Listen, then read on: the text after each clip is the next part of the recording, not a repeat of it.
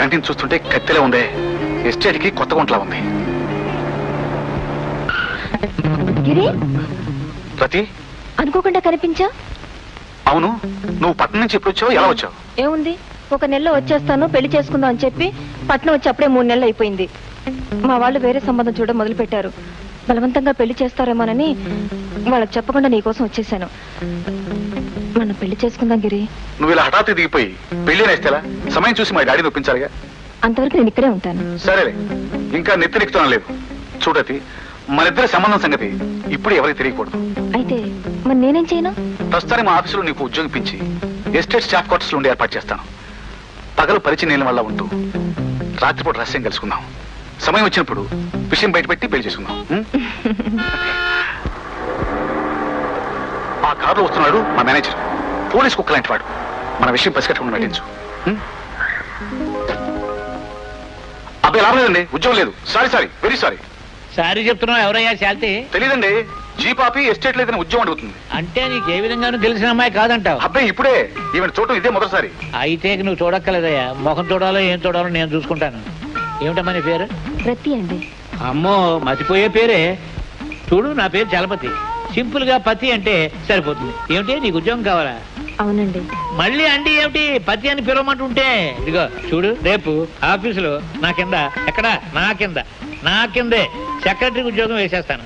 ఇక్కడ నుంచి నీకు ఏది కావాలన్నా నన్నే అడుగుతావు నువ్వు. అది సరే, రేపు ఆఫీస్కి వస్తుంది, ఆవిడ వెళ్ళనివ్వండి. అబ్బాబా, ఆడపిల్లని ఒంటరిగా పంపించేయడమే తప్పు. మీ పని మీరు చూసుకోండి. రమ్మారా, నా కారు చెప్తాను రా.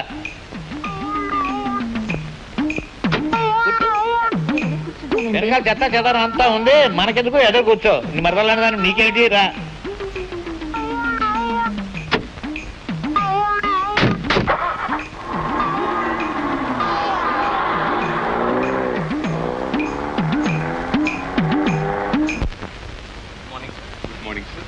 Come in.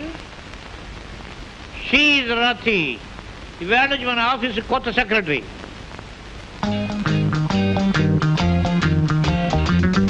బాయ్,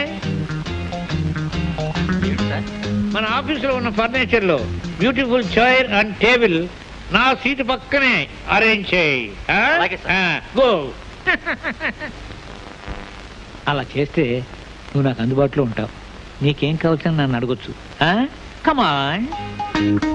నమస్తే సార్, మన ఆఫీస్ సెక్రటరీ అండి. సెక్రటరీ పోస్ట్ ఖాళీగా ఉంది కదండి, ఈవిడ అపాయింట్ చేశాను. నీకు కావాల్సిన పిల్ల? అబ్బాబే, ఇప్పుడే చూశానండి. క్వాలిఫికేషన్స్ అన్ని బాగున్నాయని ఈవిడ అపాయింట్ చేశాను. నీకేమైనా మేనర్స్ ఉందా?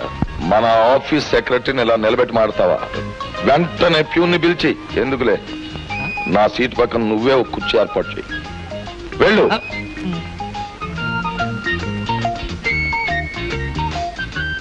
పేరు? ప్రతి అండి. అంది పూల కుండి ఏమిటి, గజపతి, జస్ట్ పతి అని పిలు. ఈ ఊళ్ళో నీకు కావాల్సిన వారు ఎవరైనా ఉన్నారా? లేరండి. గుడ్. చూడు, ఇక నుంచి నువ్వు నా దగ్గరే ఉంటావు. నీకు ఏ లోటు ఉండదు. ఏం కావాల్సిన నన్ను అడుగుతూ ఉండు.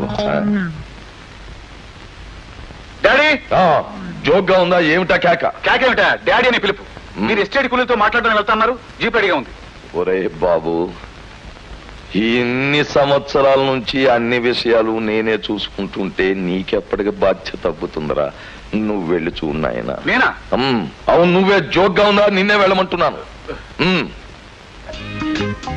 మా అబ్బాయి మనిషి ఏమిటా ఎద్దులా ఉన్నాడని కంగారు పడకు. ఊరికే బాడీ పెరిగిందే తప్ప వయసు 14.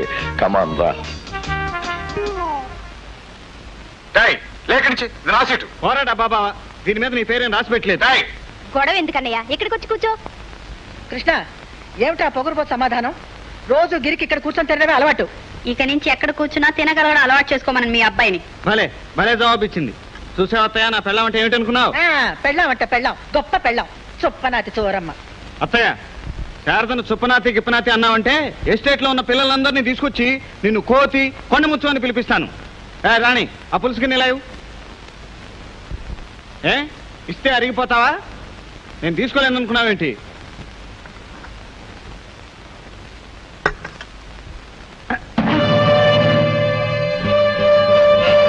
రే చుప్పనాతి బావా, కుర్చీ వెనకలాగి నన్ను కింద పడేస్తావా? ఛీ, అసలు నేను అన్ననే తిన్ను. ఏమండి? నాకొద్దు. ఏమండి? అన్నం ముందు నుంచి ఒక అమాయకుని ఏడ్పించి పంపించేశారు. ఇప్పుడు మీ కడుపు చల్లగా ఉందా? తినండి, హాయిగా తినండి. కానీ తినే ముందు ఆ తిండి ఆకలితో వెళ్ళిపోయిన ఆ మనిషి ధర్మం అని మాత్రం గుర్తుంచుకోండి.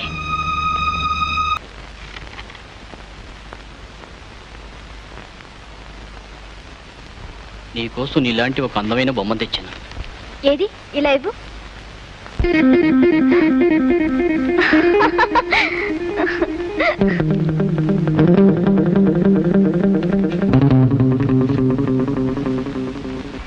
రాణి, ఏమిటది? అబ్బే ఏం లేదు. ఇలా ఇవ్వు. నేను ఇవ్వను. మర్యాదగా ఇస్తావా లేదా? నేను ఇవ్వను. ఎందుకు ఇవ్వవో చూస్తాను.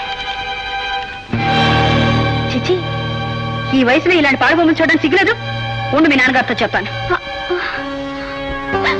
అన్నయ్య, ఏమిటమ్మా, ఏం జరిగింది? ఎందుకు ఏడుపు? డ్రైవర్ అడిగిన దానికి సమాధానం చెప్తుంటే శారద నోటికొచ్చినట్లంతా మాట్లాడి చూడన్నయ్య ఈ గౌన్ చిరిగేటట్టు కొట్టింది. దానికి అంత పోరా? ఉండు చెప్తాను. ఏమే ఏరా, ఆ?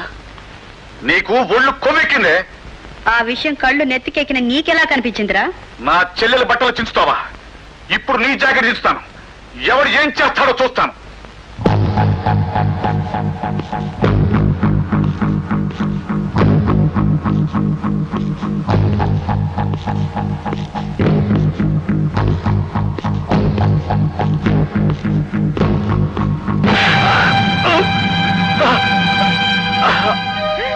బాబు, బాబు, ఓరి దేవుడు, నా కొడుకును రక్తం కారేటట్టు కొట్టి చంపేస్తున్నాడు. ఏమండి, ఏమండి, ఏమండి, చూడండి.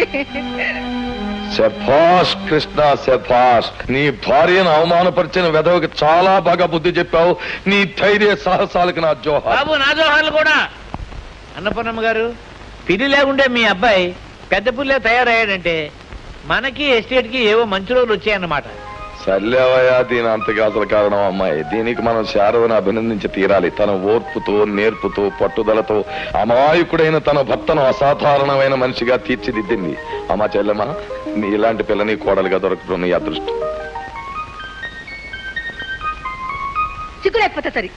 వాడు మన వాడిని రక్తం వచ్చేట్టు కొడితే వాడిని మెచ్చి మేకతోలు కప్తారా? అబ్బా, వాడిని నేను అభినందించింది ఆనందోత్సాహాలతో కాదే, గత్యంతరం లేక. ఏమయ్యా మేనేజరు, ఆయనకు మతిపోయింది సరే, నీకు మతిపోయిందా? జోహార్లు అంటావా? జోహార్లు ఆయన తానంటే నువ్వు తన్నారంటావా? అవునమ్మా, మారిన కృష్ణబాబు మీదకి అయ్యగారు కోపంగా వెళ్ళారే అనుకోండి, ఈయన తన్ని గొడ్డును బాదినట్టు బాది పిచ్చుకొక్కని సాగుకుంటాడు. అబ్బో, జోక్గా ఉందా నీకు? చావడాలు, తనడాలు, పిచ్చుకొక్కలు తప్ప వేరే పదాలు దొరకవా? చూడు మహాలక్ష్మి, కృష్ణ వెనకడ మనిషి కాదు, బాగా మారాడు.